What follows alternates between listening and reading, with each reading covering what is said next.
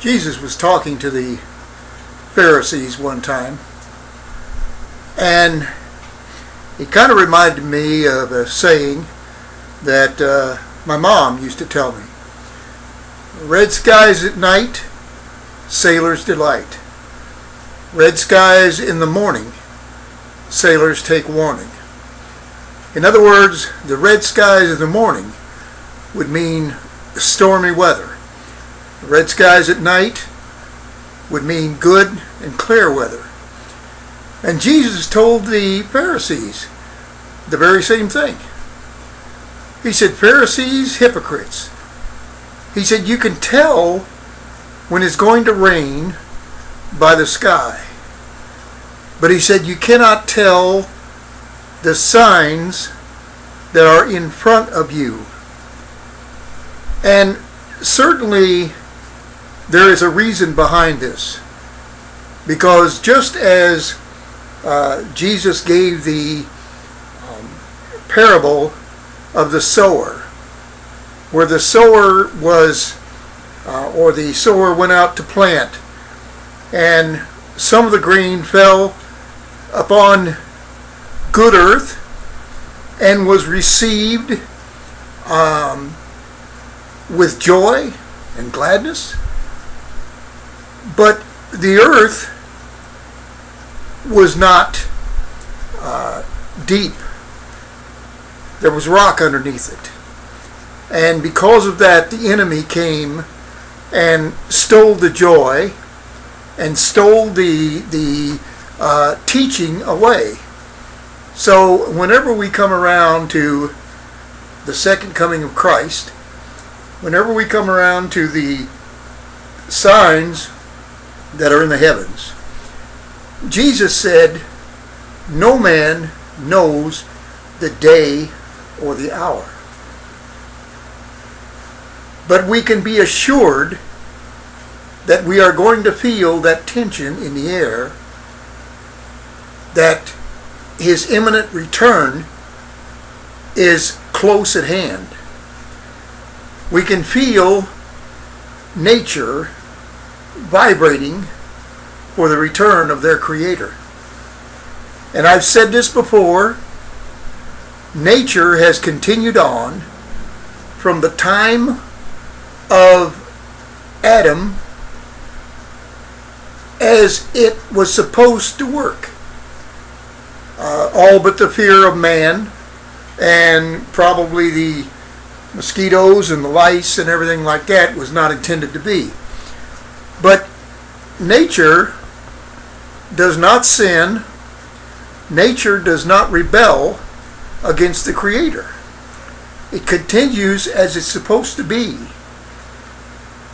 Man is the only part of God's creation, because of self-will, because of self-determination, that has the ability to rebel against everything that's God. And the second coming, the return, is probably second to death as far as us not desiring to think about it, desiring to put it out of our mind until the time comes. We do not prepare for that time. But think of it. Society, as I know it, 67 years, will cease to exist. The habits, the mannerisms, everything will change suddenly. And man will be an animal of fear. It will be a being of hate and extreme wickedness. Society will not be society anymore. There will be great breakdowns in even the system of man, and we see it now. I just watched the news from around the world, and I could understand it because it was in English. But Thailand, the Ukraine, Venezuela, all of these places are in upheaval because of rebellion against the system that is in place. And why is that? Because sin dictates that we have to be in rebellion against anything that is good or even bad. We do not necessarily have to love lying to be a liar.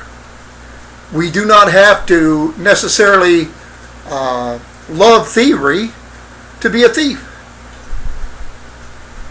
It is something that we are cooperative about because of our nature that was created in the Garden of Eden.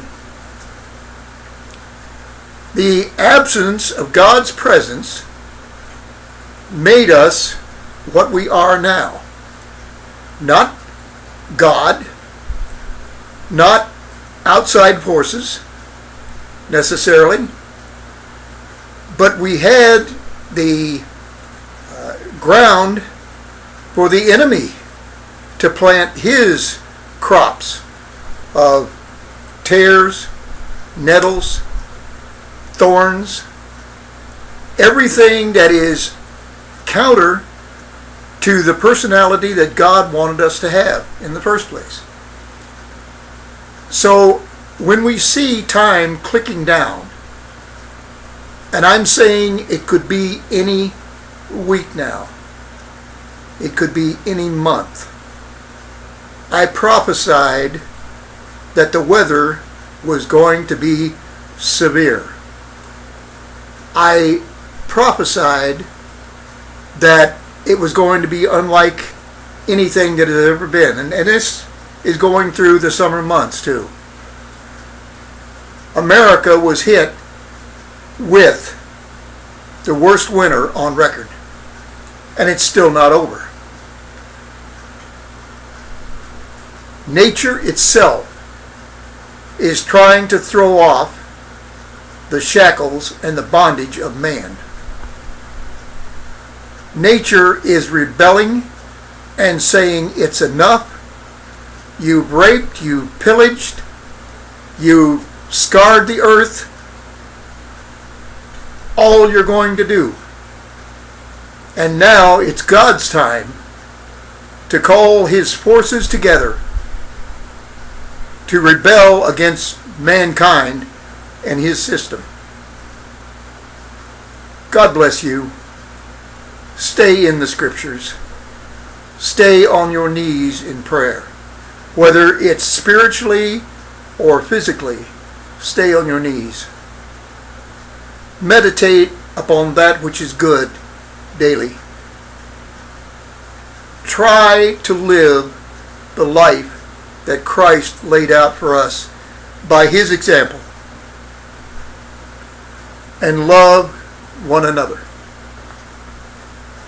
Above all, love one another. It doesn't matter what you have over the door as far as your denomination goes. You must love your family. You must love the Christian that has the same blood flowing through their veins as you do. And that is the blood of the righteous Christ. Stay in the scriptures. Stay in prayer. I feel a heaviness that I've never felt before. And I don't know if I'm going to be here. I don't know how I'm going to leave this sphere yet. But I do know that it is a breath away. It is closer than anybody can think. Prepare yourselves, Christians. Prepare yourselves and your souls for meeting the eternal God. That's all I can say for right now. God bless you. Maranatha.